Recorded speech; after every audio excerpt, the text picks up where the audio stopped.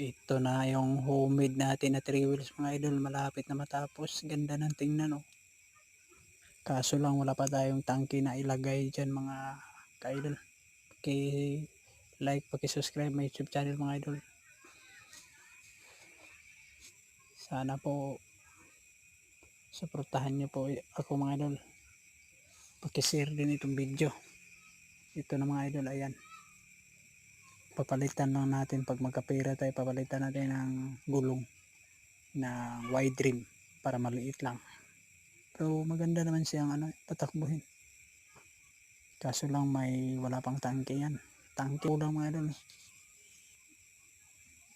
Ayan oh. Yun.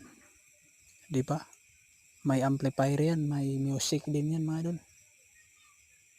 Pag nandyan ka sa tabi ng dagat, anda doon kasi may card yan. Ayun.